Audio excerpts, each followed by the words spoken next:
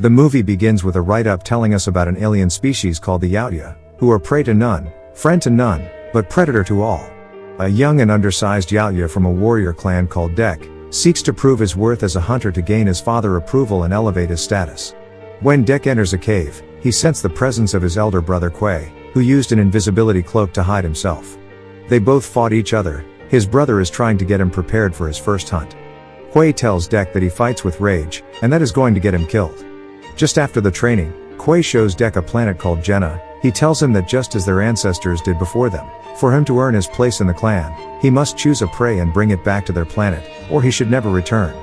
Different preys are being displayed in a holographic form, and among all the preys, Dek decided to hunt the most dangerous prey of them all, called the kalisk. Even their father is afraid the creature because it's unkillable, but Dek is determined to bring the creature back home. Their father calls him the weakest, so he must kill the strongest. Quay doesn't want his brother to go, but Dek makes it clear that his mind is made up. During their conversation, their father Chores arrives at the scene, and asks Quay why hasn't he done it. We find out that their father has ordered Quay to kill Dek, but Quay doesn't want to, because his younger brother deserves a hunt. According to their father's reason, Dek is their clan weakness and must be killed. Immediately, the father brings out a device to trap Dek's body to the ground, and orders Quay to behead him with his sword. Quay goes close to his brother with his sword, but instead of his neck he used his sword to set his brother free, and pushed him inside a spaceship.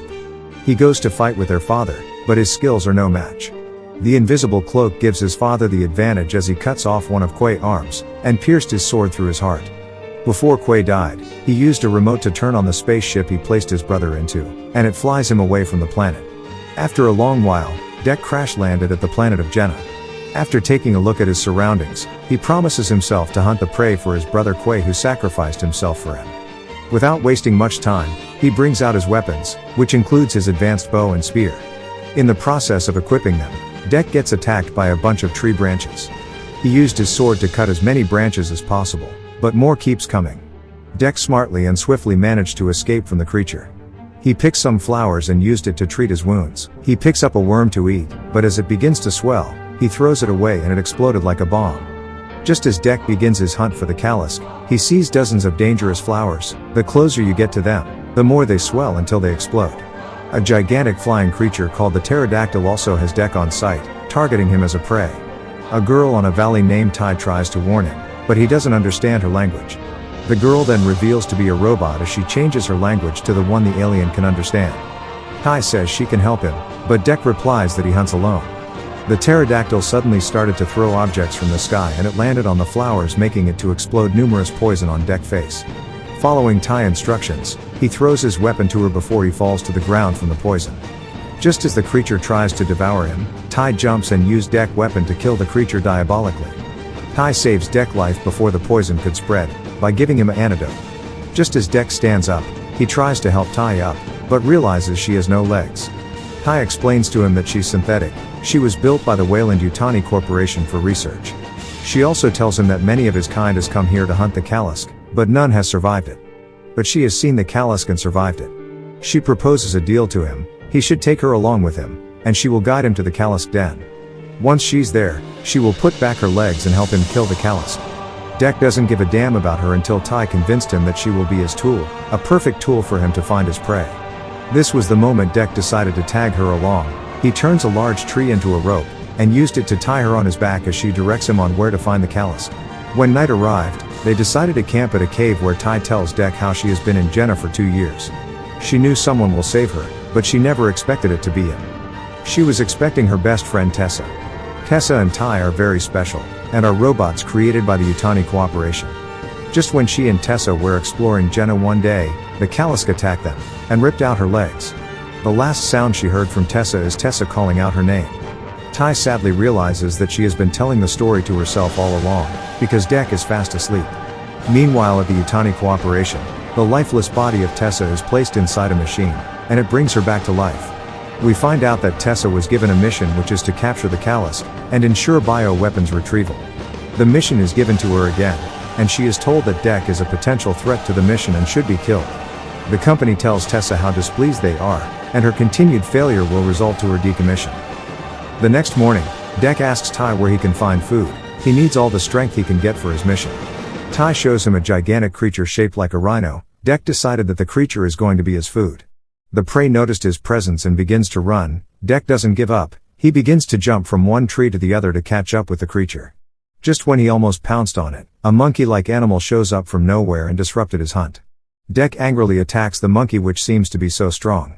When he tries to choke the monkey, Ty alarms Dek as the rhino-looking creature is charging towards them.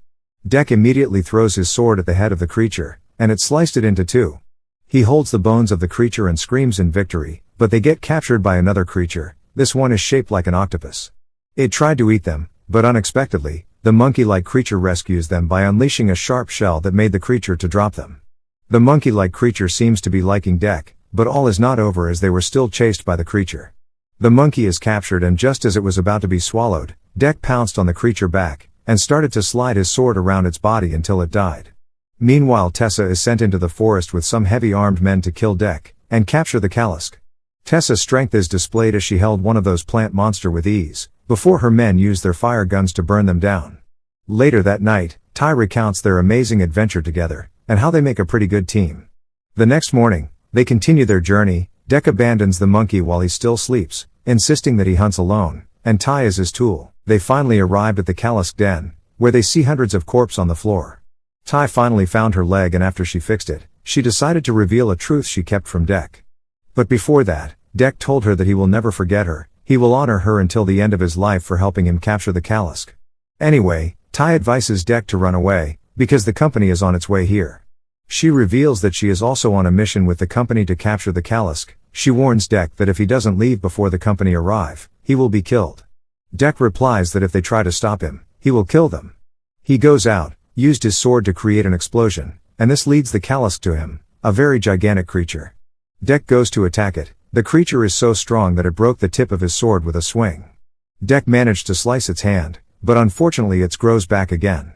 He then used a chain to try and pin the creature to the ground. Ty used a gun to assist him, but at the dying moment, instead of saving her, he tells her to save herself. Dek this time managed to use his sword to cut the head of the kalisk, but to his frustration, the head of the creature grows back again. This creature cannot be killed. A device is being thrown out of nowhere. It was thrown by Tessa, who shows up with her team. The device managed to freeze the kalisk, and Dek also got freezed too. Dek wakes up to see himself being tied up by Tessa, who wants to experiment on him for the company. Between Tessa and Ty conversation, we find out that the company captured the kalisk because of its regeneration powers, which they can use to save humanity.